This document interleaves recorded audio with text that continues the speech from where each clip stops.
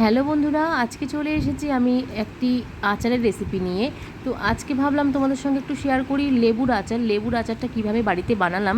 তো সেটাই ভাবলাম তোমাদের সঙ্গে একটু শেয়ার করি। সবসময় তো ব্লগ শেয়ার করে থাকি, তো আজকে ভাবলাম একটু লেবুর আচারটা কিভাবে বানাচ্ছি বাড়িতে। আর এটা কিন্তু সম্পূর্ণ আমার বড়মশাইয়ের বুদ্ধি, তো ওই সমস্ত কিছু করেছে, শুধু আমি হেল্পগুলোই করে দিয়েছি। তো যেটুকু মানে দেখিয়েছে সমস্তটাই তোমাদের সঙ্গে শেয়ার করছি, চলো।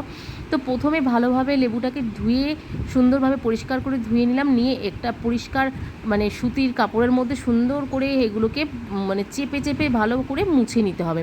খুব সুন্দরভাবে মানে চেপে চেপে মুছে নিতে হবে, কারণ কি চেপে চেপে না মুছলে কি হবে, জল থাকলে একদমই হবে না। এবার এগুলোকে সমস্ত যত কটা লেবু থাকবে সমস্ত লেবুগুলোকে না সুন্দরভাবে চেপে পরিষ্কার করে ধুয়ে একদম মুছে নিয়ে জলটা ঝরিয়ে নিয়ে তারপরে একটু রোদে পারলে শুকিয়ে নিলে ভালো হয়। তারপরে চলে আসতে হবে এই প্রসেসিংটার মধ্যে, কারণ এই প্রসেসিংটাই কিন্তু সবচেয়ে মারাত্মক এবং গুরুত্বপূর্ণ। কারণ একটু কিন্তু লেবুর ভেতরের যে মানে একটু কিছু যেন সামনে বেরিয়ে না আসে, একদম ওপরে শুধু সবুজ অংশটা গেলেই হবে। তো এগুলোকে ভালো করে ঘষে নিতে হবে, এইরকমভাবে দেখতে পাচ্ছ ঘষে নিয়েছি।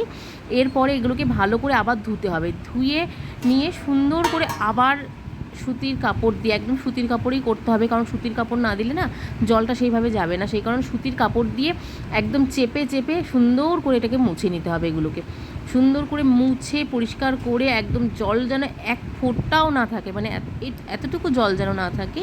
তো সেইভাবেই কিন্তু এগুলোকে মুছে নিয়ে তারপরে আবার একবার রোদে শুকাতে হবে।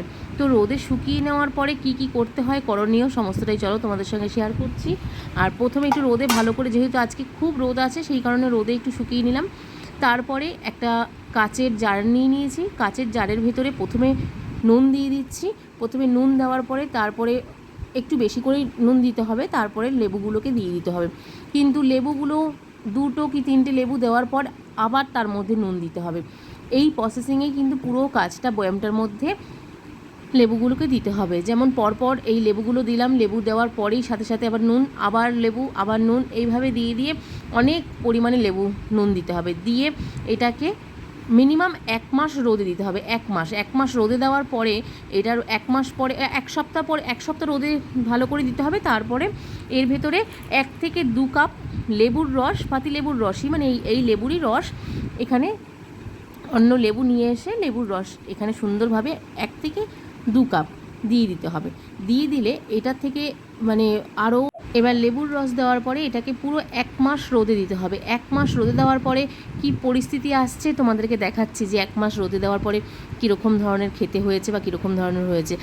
বন্ধুরা, সত্যি বলতে লেবুর আচারটা তো অলরেডি হয়ে গেছে, হয়ে যাওয়ার পরে তোমাদের সঙ্গে ভিডিওটা শেয়ার করছি। তো লেবুর আচারটা খেতে যে কী দারুণ হয়েছে, এর মাঝে কিন্তু রোদে দেওয়ার পর থেকে কিন্তু ভিডিও করতে পারিনি। আর দেখো আজকে লেবুর আচারটা পুরো কমপ্লিট, তারপরে নিয়ে আসা হলো।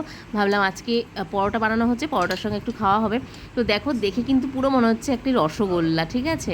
এবার এটাকে কেটে তোমাদেরকে দেখাচ্ছি যে কীরকম ধরনের হয়েছে। এই দেখো ভেতরটা ঠিক এরকম ধরনের হয়েছে। কেমন লাগলো অবশ্যই কমেন্টে জানাতে